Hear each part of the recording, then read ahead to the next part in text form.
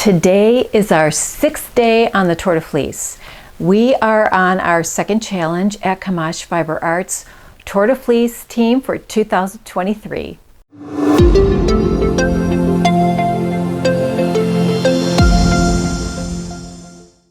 This is what the second challenge is, and this is my absolute favorite thing to do. You are going to take a comb top like this, or maybe a dyed comb top with different colors throughout it. We are going to strip out the colors, put the colors in order from dark to light or light to dark, it doesn't matter. Then you're going to spin them in succession, and we're going to chain ply or Navajo ply a gradient yarn. So let's get up close. I'm going to show you exactly how I'm going to do this. Is I have about an ounce of comb top, and it really doesn't matter how much it weighs because you're going to split this up anyway. So I'm going to pull off a small section because it's easier to work with. Okay, so we're going to find the seam where this was made, and I think it's right there. You'll have to kind of play with the stuff you have and see if you can find the seam, but I'm going to open that up.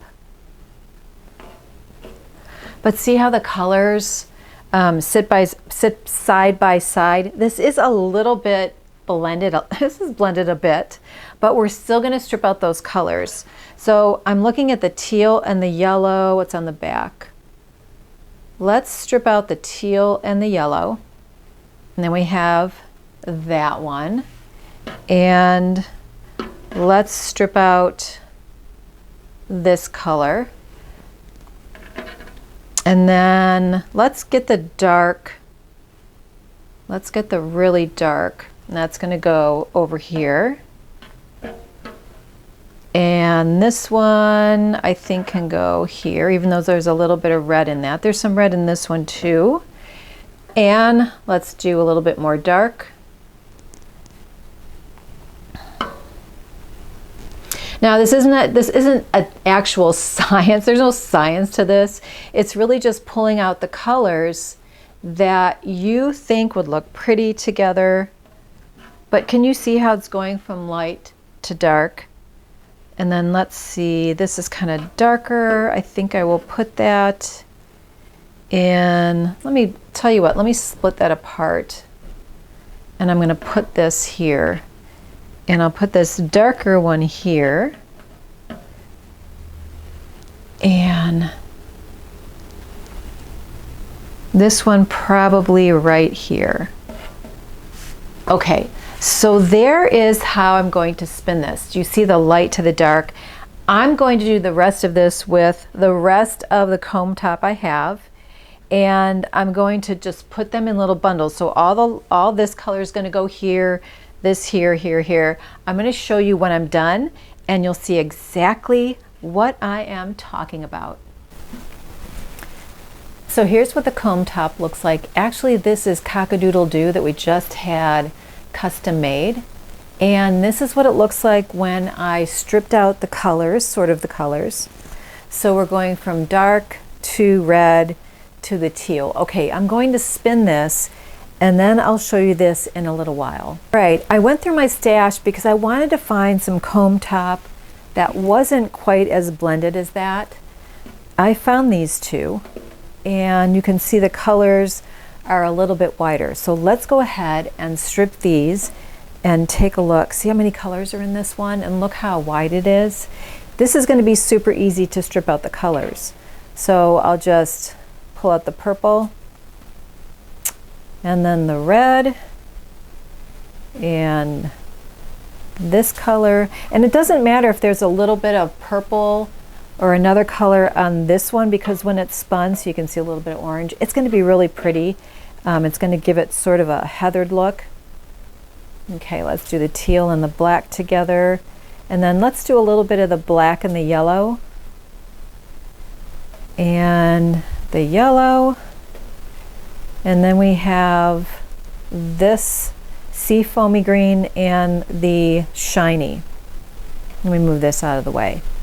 So I think this might be the way. Well, tell you what, I'm going to move the black over here, and I'm going to move this here. And I think that might be about right. So I will spin it from light to dark or dark to light, and then we'll apply that one. And then we have this one that's sort of a rainbowy look, and you can see the orange, green, and blue on this side, and the red and blue on that side. So let's try to open this up. I'm not sure I'm going to have a lot to spin with this one, but we will take a look at it and see. Okay, so let me strip the blue and the yellow and the green and the red and then the orange. So the red and purple are together, and then the orange, and maybe I'll put this over here. And there we go. Now, if you have a comb top with different colors, which, believe it or not, I don't have a comb top that's dyed, you can actually pull out colors like this out of your comb top. It doesn't matter how big they are because you're going to spin them anyway. You just don't want them super, super thin, because then you're going to have a hard time making the thickness of yarn you want, maybe, unless you want something this thin. Okay, so let me spin some of this up. I'll come back and I'll show you. This is the fiber that I split apart that was more solid colors, but can you see how blocky the colors are on here? If I Navajo ply or chain ply this, the colors won't meld into each other. They're going to be very stark contrasts between the color. So for this particular one, I am going to ply this from a center pull ball, or you can also ply it from an Andean ply so it'll mix the colors up more. I'll show you that in a little bit. Here is the yarn that I spun up from Cock-a-Doodle-Doo.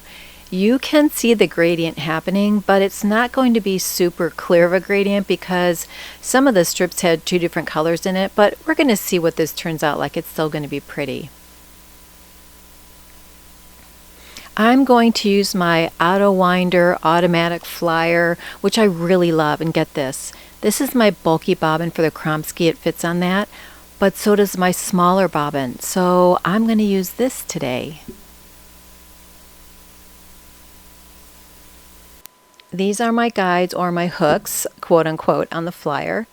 I'm going to attach my yarn to the lead, and there is my Lazy Kate.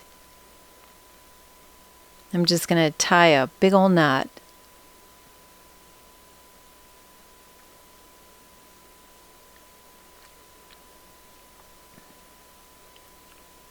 All right, then I'm going to tie a slip knot.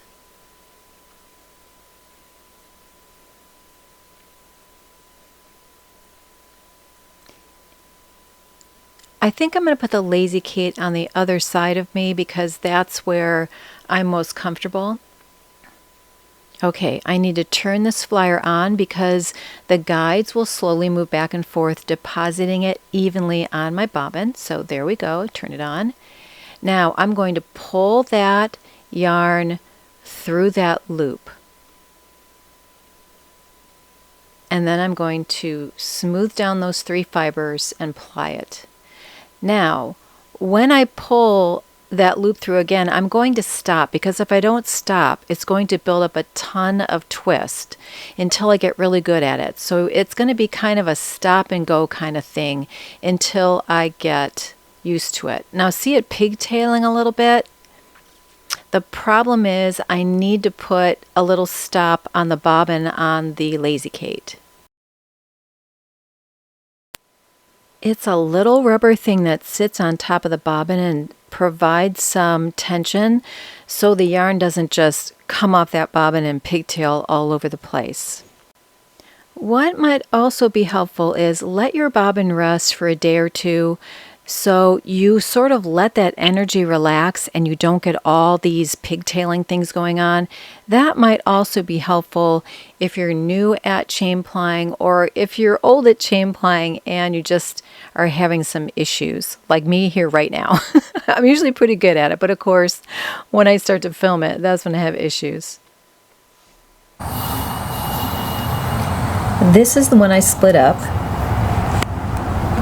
And I think if I did it bigger, you would see more gradient, but it turned out really pretty. And this is the one I split up with the rainbow colors, and I did this from a center pull ball. I did not Navajo ply this because I thought the colors would be too blocky, but I think these both turned out really pretty. I'm going to try and spin this one from the fold and see how it turns out and see what the difference is. All right, thanks for watching, and I hope you're enjoying the Tour de Fleece.